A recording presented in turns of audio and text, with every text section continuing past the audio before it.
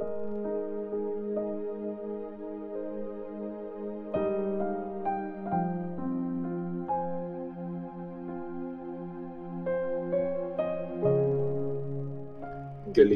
chapter 4. Ganito ang gusto kong sabihin.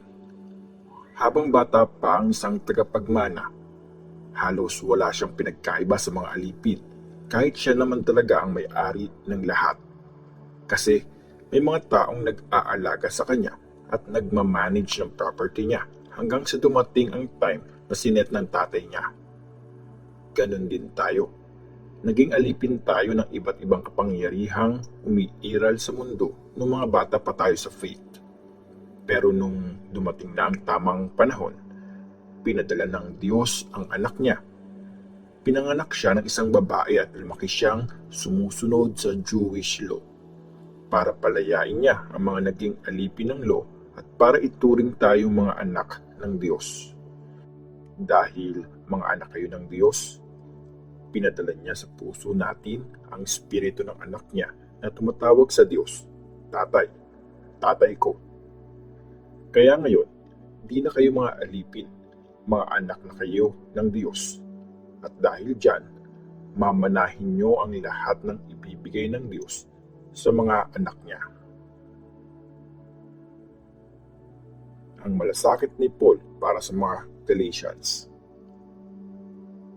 Dati, nung di nyo pa kilala ang Diyos, alipin kayo ng mga hindi totoong Diyos. Ngayong kilala nyo na ang Diyos, o mas tamang sabihin, ngayong kilala na kayo ng Diyos, bakit gusto nyo pa ulit bumalik sa mga mahihina at walang kwentang kapangyarihan sa mundo? Gusto nyo ba talagang maging alipin nila ulit? Ang gagaling nyo pang sumunod sa mga religious holidays. May mga special kayong araw, buwan, panahon, at taon. Nag-aalala kasi ako at baka nabaliwala lang ang pagod ko sa inyo. Mga kapatid, nakikiusap ako sa inyo. Gayahin niyo ako kasi ako mismo naging kagaya niyo. Wala kayong ginawang masama sa akin. Alam niyo naman na dahil sa sakit ko kaya ako unang nag-preach na magandang balita sa inyo.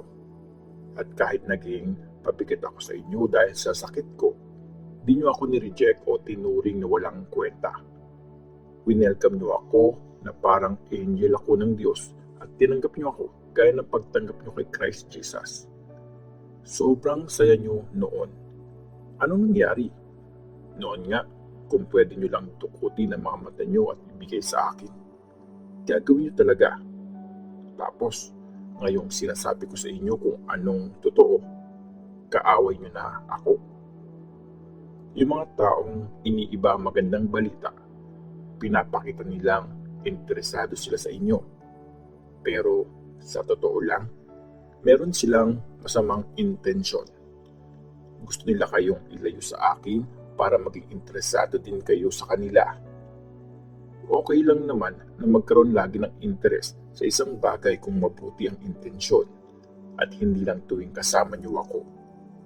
Mga anak ko, sobrang nahihirapan ako dahil sa inyo. Para tuloy akong nanay na nagli-labor at malapit ng mga anak.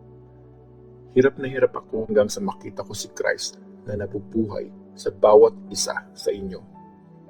Sana kasama ko kayo ngayon para hindi ganito ang tono ng sulat ko. Sobrang nag-aalala ako para sa inyo. Ang kwento kay Hagar at Sarah. Kayo mga gustong sumunod sa Jewish law, sabihin niyo sa akin, naiintindihan niyo ba talaga ang sinasabi ng law? Sinasabi doon na meron dalawang anak na lalaki si Abraham. Yung isa, anak niya sa isang alipin, at yung isa naman sa babaeng malaya. Tulad ng ibang mga bata, pinanganak sa natural na paraan ang anak ni Abraham sa alipin. Pero yung anak niya na pinanganak ng babaeng malaya, bunga yun ng pangako ng Diyos. May malalim na kahulugan to. Simbol ng dalawang kasunduan yung dalawang babae, si Hagar ang simbolo ng kasunduan sa Mount Sinai. Dahil sa alipin siya, mga alipin din ang mga anak niya. Si Hagar nga ang simbol ng Mount Sinai na nasa Arabia at siyang simbol ng Jerusalem ngayon. Kasi alipin siya, pati mga anak niya. Pero ang nanay natin, hindi siya alipin. Siya ang simbol ng Jerusalem na nasa langit. Sinasabi sa scripture, magsaya ka, babaeng di magkaanak. Sumigaw ka sa tuwa, ikaw na di nakaranas ng hirap sa panganganak. Dahil mas marami ang anak ng babaeng pinabayaan kaysa doon sa babaeng may asawa. Ngayon, mga kapatid, gaya ni Isaac, mga anak tayo ng Diyos dahil sa pangako niya. Kung dati, pinapahirapan ng pinanganak sa natural na paraan, yung pinanganak sa Espiritu ng Diyos. Ganun pa rin ngayon. Pero ano nga ba ang sinasabi sa Scripture? Palayasin mo ang babaeng alipin at ang anak niya. Walang parte sa mana ang anak ng alipin. Ibibigay ng buong buo ang mana sa anak ng babaeng malaya. Kaya mga kapatid, di tayo mga anak ng babaeng alipin. Anak tayo ng babaeng malaya.